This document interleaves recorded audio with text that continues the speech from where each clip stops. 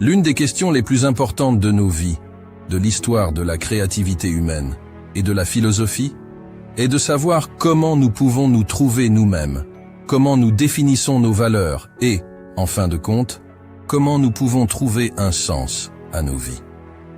Pour répondre à de telles questions, nous plongeons profondément dans la philosophie de Friedrich Nietzsche, l'un des plus grands penseurs de tous les temps, et un précurseur de l'existentialisme.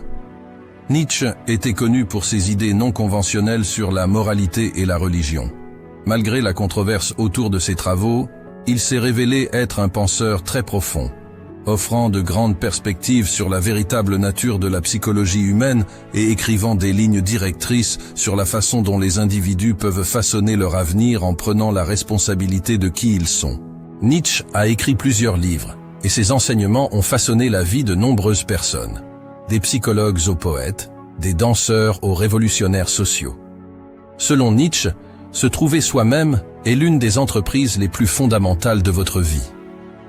Ainsi, voici 4 étapes inspirées par la philosophie de Friedrich Nietzsche, qui peuvent vous aider à vous rapprocher de la découverte de vous-même et à devenir celui que vous souhaitez vraiment être.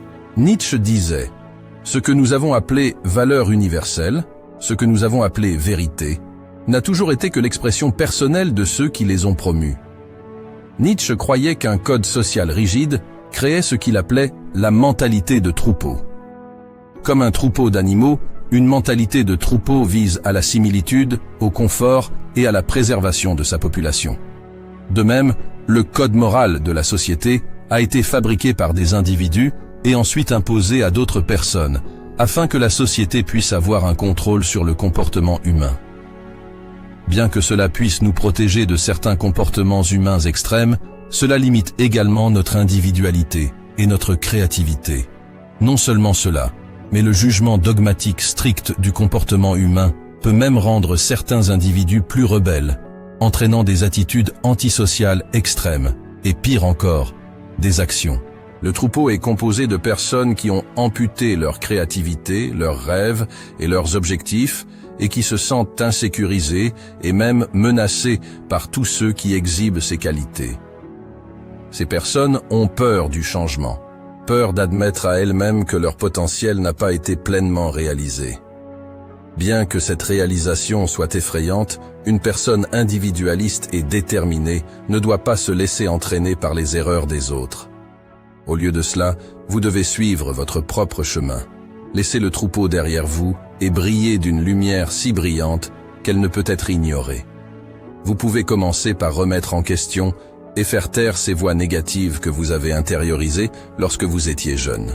Que ce soit un parent, un enseignant sévère, un partenaire narcissique, cela n'a pas d'importance. Quiconque vous a dit que vous ne pouvez pas faire ce que vous voudriez, probablement vous l'a dit parce qu'il avait peur de votre succès, car cela exposerait tout ce qui est mauvais chez lui. Il voulait donc limiter votre individualité et vous ramener dans le troupeau. Dans les mots de Nietzsche, aucun prix n'est trop élevé à payer pour le privilège de se posséder soi-même. Notre réaction instinctive et intuitive est d'éviter toute douleur et souffrance. La technologie et la facilité d'accomplir tout nous ont rendus ingrats et nous avons oublié que la souffrance est une partie intégrante de la vie.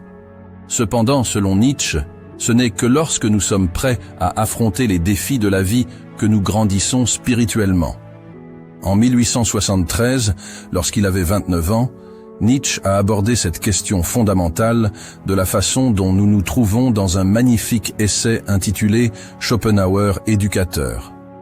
Dans cet essai, il a soutenu que si quelqu'un souhaite être quelqu'un dans cette vie, pour maximiser son potentiel, il doit prendre le chemin difficile, qui conduit souvent à l'isolement. Être solitaire n'est pas facile, mais c'est l'un des prix que quelqu'un doit payer pour le privilège de se posséder. Pour vous empêcher d'être submergé par la tribu, vous devez vous éloigner des autres, vous devez vous efforcer d'être libre, et cela peut entraîner de graves difficultés dans votre vie. Vous devriez refuser de prendre un chemin facile, et vous devriez décider de vous embarquer dans la quête de gagner votre liberté d'être vous-même. Peu importe à quel point cela peut être effrayant. Être libre signifie aussi être libre de tous les besoins physiologiques et psychologiques. En d'autres termes, Ne pas les laisser vous conduire, mais les conduire à la place. Par exemple, chaque fois que vous ressentez une impulsion émotionnelle de faire quelque chose, comme vous plaindre à quelqu'un de manière très passionnée, vous devez d'abord essayer de devenir conscient de cette impulsion, puis décider si vous devez agir en conséquence ou non. La philosophie de Nietzsche sur ce point est quelque peu similaire à de nombreux gourous et leaders de pensée de la motivation moderne, mais la similarité n'est qu'en surface. Si les gourous de la motivation se concentrent sur le développement personnel principalement pour atteindre le succès mondain et une vie épanouie sur le plan matériel et relationnel, Nietzsche va plus loin. Pour lui, la lutte est une lutte intérieure, la lutte est de se trouver soi-même, et cette quête est une quête beaucoup plus difficile, nécessitant un type de sacrifice très différent. Par exemple, si un gourou de la motivation vous apprend à être plus confiant pour devenir populaire et attirer des investisseurs pour votre entreprise, Nietzsche vous apprend à analyser d'abord la racine première de votre désir d'être confiant et, généralement, vous découvrirez que ce n'est que le désir d'impressionner d'autres personnes, telles que vos proches et vos amis, ou de prouver quelque chose sur vous-même à la société en général. Une simple analyse pourrait vous faire abandonner ce désir et vous concentrer davantage sur ce qui compte vraiment dans votre vie, sur des questions beaucoup plus profondes, comme la découverte de soi. Et cette entreprise pourrait faire de vous un solitaire. Ne pas accepter de vous compromettre peut très bien vous mettre en conflit avec de nombreuses personnes. Cela signifie changer votre mode de vie. Cela signifie abandonner des amitiés ou d'autres types de relations. Regardez profondément dans vos peurs, analysez vos émotions les plus profondes, votre obscurité et vous en élevez. Vous devez briser les chaînes de l'opinion et de la peur. Nietzsche nous encourage à affronter nos propres démons. Mais vous ne devriez pas les chasser, car au-delà d'eux, il y a un sens profond que vous devriez essayer de comprendre. Vous devez sortir dans le monde, faire des choses, expérimenter différentes tentations, mais être toujours présent avec toute votre conscience. Et, à la fin, émerger comme un individu avec une force de caractère distincte et une nature intérieure beaucoup plus riche. Si vous ne sortez pas et n'expérimentez pas la vie de première main dans un état pleinement conscient, vous ne pouvez pas prétendre que vous avez vécu votre vie. Jusqu'où vous pouvez aller dépend de combien vous êtes prêt à payer pour cela. Pour atteindre l'état de possession de soi et éviter de traverser la vie de manière insignifiante, sans direction, vous devez apprendre à trouver votre génie intérieur. Pour entrer en contact avec votre génie intérieur, vous devez marcher sur un chemin que personne n'a emprunté auparavant, car vous êtes unique et personne ne peut marcher sur ce chemin à votre place. Se trouver soi-même, c'est trouver son unicité, cet ensemble unique de valeurs et de choses que vous aimez vraiment et qui vous représentent. Pour citer Nietzsche, celui qui a un pourquoi pour vivre peut supporter presque n'importe quel comment. La liberté vient avec une responsabilité, et c'est une vérité difficile à accepter. C'est pourquoi peu de gens choisissent la liberté. Être libre vous oblige à être votre propre maître, à être responsable de vous-même, à faire face à vos peurs et à découvrir ce qui vous motive, ce que vous aimez, ce qui vous passionne vraiment et ce que vous devez faire pour que ces choses se réalisent. Ne pas se trouver soi-même est une trahison de soi.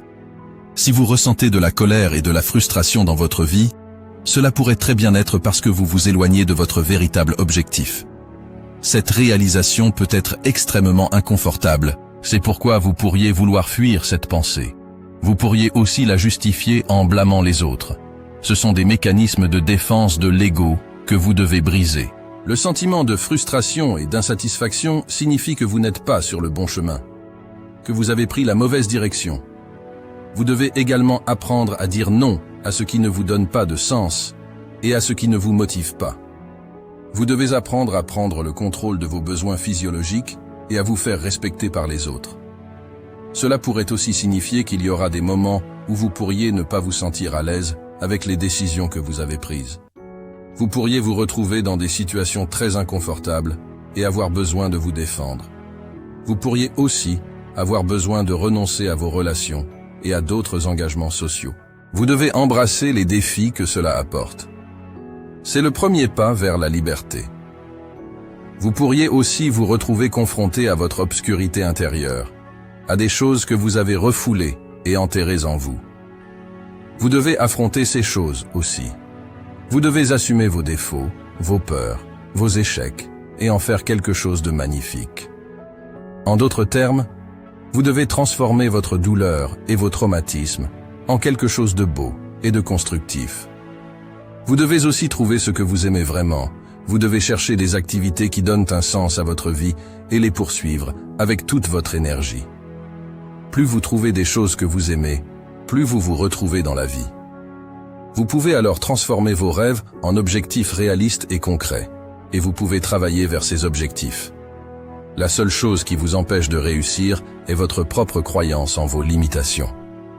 Si vous pouvez surmonter ces limitations, vous pouvez trouver votre véritable potentiel et devenir celui que vous souhaitez vraiment être. Vous pouvez réaliser que la vie n'est pas un concours ou une course contre les autres, mais une quête pour se trouver soi-même. La quête de soi est un acte de courage et de détermination. Elle nécessite de briser les chaînes de la tradition, de la religion et des attentes sociales. C'est un voyage de transformation personnelle où chaque pas nous rapproche de notre véritable essence. Alors, mes amis, n'ayez pas peur de vous lancer dans cette quête. Explorez vos profondeurs, défiez vos démons et embrassez la difficulté de l'autodécouverte. Créez vos propres valeurs et trouvez ce qui donne un sens à votre vie, car en fin de compte, trouver son vrai soi est le plus grand cadeau que vous puissiez vous offrir. Merci d'avoir suivi ce discours. Si vous avez trouvé de la valeur dans ce que j'ai partagé aujourd'hui, n'hésitez pas à aimer cette vidéo et à vous abonner pour plus de contenu inspirant et motivant. Ensemble, nous pouvons découvrir nos véritables selves et vivre une vie remplie de sens et de satisfaction.